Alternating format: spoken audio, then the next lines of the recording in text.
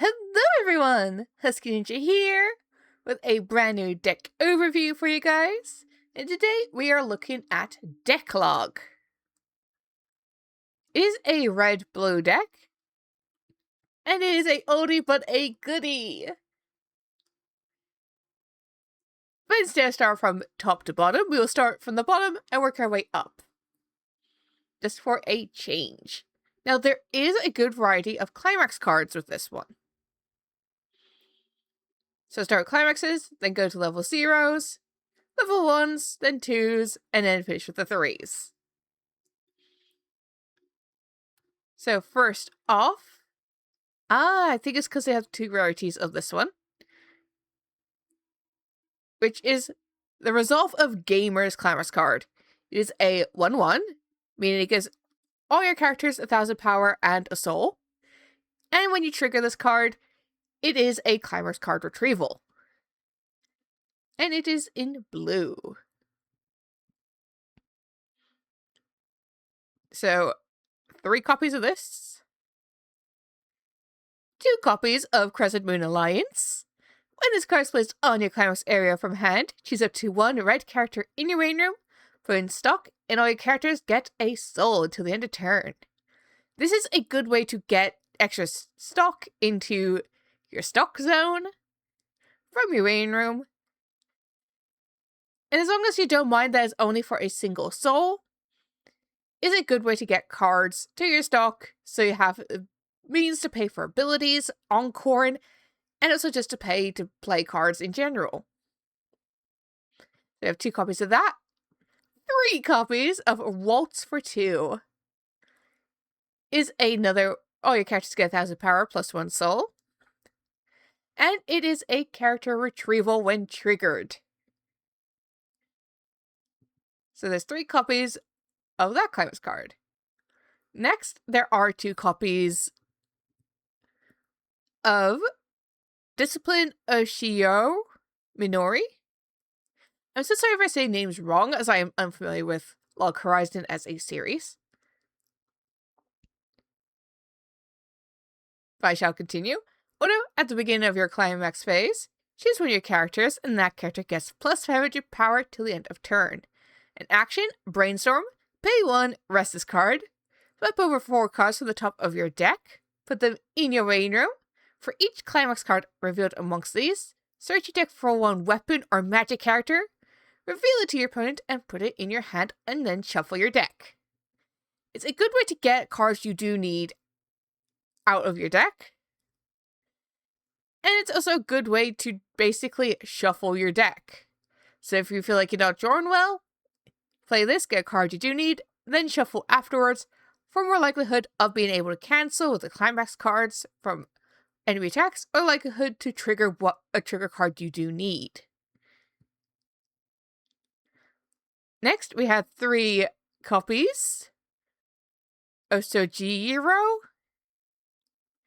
Continuous during your opponent's turn. If the number of your characters your opponent has is 3 or less, this gains 2k. Making him basically 4k as long as your opponent has 3 or less characters on their stage. Next, 2 copies of Chef Nyanta.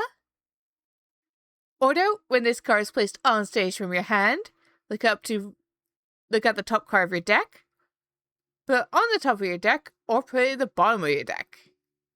So it's like, if it's a card you don't need, you can just put it to the bottom, or leave it on the top, depending on how you feel.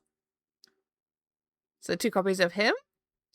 We have a copy of Perfect Synchronization. Auto pay to you when this is put into your main room from stage, you may pay cost. If you do, choose 1 level 1 or lower character in your main room and return it to your hand. So if you, for example, you got a level 1 card in your main room you really need out, or level 0, it's a good way to get it back to hand. If it's been sent there via being front attacked, or if it was sent there via an effect. Next, 2 copies of Reaching Through Song. Auto, put 1 climax card from your hand in your main room. When this is placed on the stage from your hand, you may pay the cost. If you do, choose one weapon or magic character in your main room and return to your hand. In auto, when this card direct attacks, choose one of your other characters, and that gains 1,500 to the end of turn. So it's a good way to get a power boost to a card that's yet to attack, as well as basically put a climax card you don't need in your hand into your main room. And then get a character you do need from your main room back to your hand. Next, we have 2 copies of Rudy's Owner. All your other characters with the trait, with Rundale House in its card name. I'm so sorry, I'm so used to traits when it comes to assists. Get plus 500 power. In auto, pay 1, put a card from your hand into your main room. When this is placed on stage from hand, you may pay the cost. If you do, search your deck for up to 1 weapon or magic character, reveal it to your opponent and put it in your hand, and shuffle your deck afterwards. So it's a good way to basically give power boost to specific cards, as well as just basically being able to get a card you do need out of your deck and shuffle again. With 2 copies of that, 4 copies of Beach Angel. All your other weapon or magic characters get plus 500. When this is placed on stage from hand, you may put the top 3 cards of your deck into your main room. When this card is placed on the stage from hand, put the top card of your deck into your main room. If that card is a climax, put this card into your stock. So essentially, you're playing this in the hope of you're going to be getting a climax card out to basically send this to stock. But more than anything, you just want this to be on your back row, given a constant 500 assist in power, regardless of what cards are in the front row. Next, we have 4 copies of William. This card gets 500 power for each of your other magic or weapon characters. When this card attacks, if the resolve of gamers is in your climax area, reveal the top card of your deck. If that card is a weapon or magic character, put in your hand. Otherwise, return it to its original position. And for 4,000 power, it's good. Plus, where it gets 500 for each of your other characters on your stage, with weapon or magic as its trait, is a good thing to have, especially when you're at level 1. Next, we have 2 copies of Log Horizon Yanta. Auto, pay 1, put this card in your main room. When another of your characters is being frontal attacked, you may pay the cost. If you do, return that character to your hand. And action, rest 2 of your magic characters. Until the end of turn, this card's soul does not decrease by side attacking. So this basically means when you side attack, you minus the amount of soul you have via the card you're facing's level. So if you're side attacking at level 1, you lose a soul. Level 2, you lose 2. Level 3, you lose 3 soul. This one, make sure you don't lose anything when you side attack. With me, personally, I would play, instead of 2 of this, I'd play an extra 1 of him. But next, we have 4 copies of Full Raid. If all your characters are weapon or magic, this card gets 1,000 power. And when this card becomes reversed in battle, if you have 1 or less other weapon or magic character, put this card into your clock. The only reason I would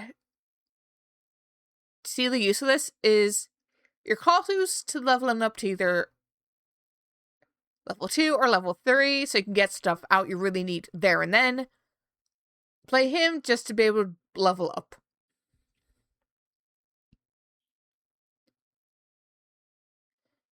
But I wouldn't really play him if you were at level 3. Just because of if he gets reversed, you end up having to be leveled up, your clock is already really full, and you have no hand, well, basically no level 3s that heal, this card could easily make you lose a game if he gets reversed and you're at level 3 and you play him. So as long as you're at level 1 or level 2, you're safe if he gets reversed. Next up, we have 2 copies of Material Artist. Or is it Martial Artist? My brain's just been on the go slow today. I'm so sorry, guys. But continues if you have another character with Shiro in his card name. Is it Shiro or Shiori in his card name? This card gets plus 1,000 power and auto encore, which is hand to main room encore from hand. And auto when this card attacks if you have 3 or more other weapon or magic characters. This card gets plus 2,000 power to the end of turn. I'm not too fussed with ones where it's like, if you have cards with this name in, it gets a power boost. I'm not a big one for those sort of abilities, but its auto ability is really nice to have, as it is similar to this card's, where it's like, it gets 500 for each of your others trait characters.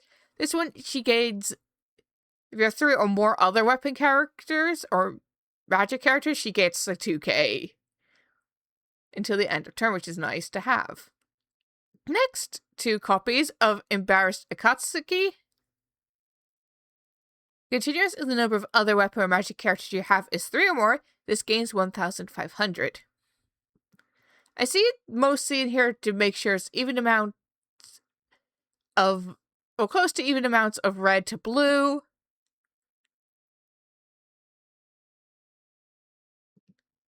But I'm just checking their power levels for base. I think this one's got the better option out the 2, in my own personal honest opinion. But everyone's deck builds is each to their own. But next we have a copy of Silent Worker. Auto pay 2 in this card's backup. When you use this card's backup, you may pay the cost. If you do, return all cards in your main room to your deck and shuffle your deck. That is a good thing to have on a backup on some sets, so make sure you don't refresh. You pay, it's like, okay, I need to set everything in my main room back to deck. You don't have to refresh from it, because it's via ability. It just is, it does cost you to do that. So in total to play, like, once you pay the 1 cost, you then have to add another 2 to be able to fully use this card. Backup, level 2, pay 1, put this card from your hand into your main room. Choose where your character starts being frontal attacked, and that character gets plus 2,500 power till the end of turn. I would increase this by 1. So it's like, decrease this by a copy, but increase this one by 1. If that makes any sense for, like, likelihoods of you're going to need the backup. Because in this whole deck, that's your only backup card. So I would increase this one. Or even add, like, another assist. Maybe, like, a higher level assist. If Local Horizons have any. But it's nice to see there's one that can let you put your main room to your deck, shuffle it so you don't have to do any encore costs. Or any refresh costs. Next, we have Maiden's Heart. When this is placed on stage from your hand, reveal the top card of your deck. If that character is a weapon or magic character, put in your hand. And choose a card in your hand and put in your main room. If it is not, return it to the original position the card was in on your deck. So it's basically like checking if you have a card you need there or not. And auto change ability. Pay 2, put a card from your main room, well, from your hand into your main room, and put this card in your main room.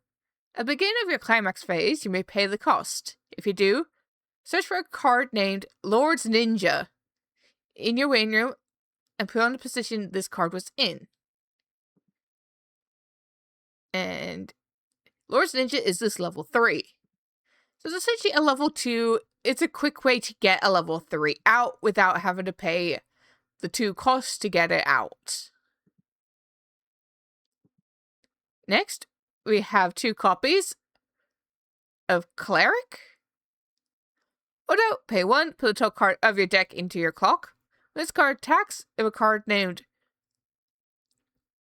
Crescent Moon Alliance is in your climax area, you may pay the cost. If you do, choose up to 2 characters in your waiting room, return them to your hand, and this card gets 2,000 power to the end of turn. Making her, just off that ability, it makes her 10. And because this one doesn't give any power boost, she's just a 10, and that is without any assists. It's good to have level 2s that can get as strong as level 3s. And it's just a nice, simple ability. Next, we have Sorcerer. This card gets plus 500 power for each of your weapon or magic characters. And Odo, pay 3. Put 2 cards from your hand in your waiting room.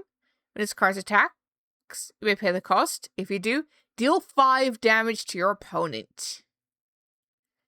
Now, for a level 2 that costs 2, as long as you have plenty of stock for when you reach level 3, I can see the point of it. But it's one of those where the damage can be cancelled. But it's also a quick way to basically try and force your opponent to refresh. As well as reduce the amount of climax cards available to your opponent. Next, we have Log Horizon's Representative, which is the first of the level 3s, which there are 2 copies of. This card continues, you cannot take damage from your opponent's character's effects. So it's basically any auto effects your opponent has, whereas like this will, for example, minus soul to your cards. Is a good way to make sure this one won't lose any soul to those sort of abilities. As long as it's an auto effect that affects whoever you're playing against, this card makes sure he's protected from them. And he is a level 3 assist in his own right. Of all your weapon and magic characters in front of this card, get 500 power. X is equal to 1,000 multiplied by that character's level. So you can give a sizable amount of assists, especially for level 3s. So I treat him more like a level 3 assister. And Odo, pay 1, rest this card. During your turn, when none of your character's battle opponents becomes reversed, if this card is in the position, you may pay a cost. If you do, choose one of your characters in battle, and that character gets a fallen ability to the end of your opponent's next turn. The character facing this card gets -2 soul. So, level 3s and some level 2s, they can be up to 2 soul. This makes it so that they're no soul if you don't have any assists that add soul. And if it's a card that has only like 1 soul trigger, like one little soul icon at the bottom, it makes him a negative soul.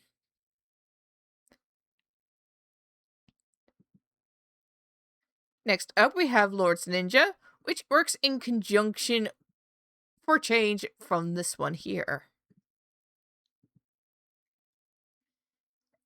Continuous, this card cannot side attack. Or note when this card is placed on the stage from your hand by the change effect, which we looked at the level 2. You may put the top card of your clock into your room. So as long as you bring out by the change effect of the level 2 Maiden's Heart, you can heal your clock by 1. In order, when this card attacks, if a card named Waltz for 2 is in your climax area until the end of turn, this card gets 4,000 power and the following ability. Although, when this card's battle opponent becomes reversed, you may deal 1 damage to your opponent. Damage may be cancelled. So it's like, from here, you can deal 5. This one, you can deal 1 damage of burn to your opponent. But again, damage can be cancelled. And we run 4 copies of it. And lastly, we have Shadow Lurk. If your waiting room has 2 or less climbers cards, this gets minus a level while in hand, meaning you could play it at level 2 as long as you meet the condition. And if you have 3 or more other weapon or magic characters, this card gets 1,500 power boost. And then auto, when this card is placed on stage from hand, look up to X cards from the top of your deck, choose up to 1 card among them, put it into your hand, and put the rest into your waiting room. X is equal to the number of weapon or magic characters you have. So it's basically a good way to get cards you need to your hand, and then get rid of cards you don't need from your hand into your waiting room. And there's only 1 copy of this card. It's a varied deck of what you can do. I know whether these ones, which there are 2 versions of it shown, is because it is different rarities. But overall, it looks like a really fun deck.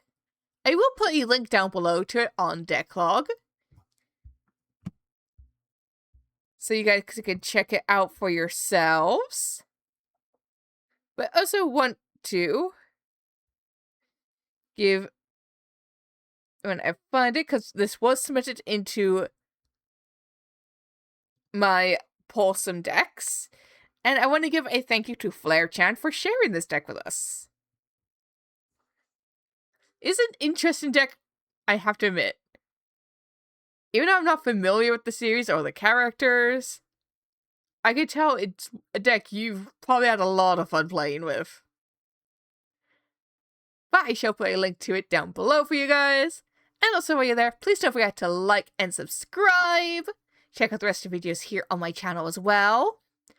From Whiteshore Simulator matches against the simulator, playing with other people, occasional webcam games, and deck overview videos such as this. So until next time, bye everyone!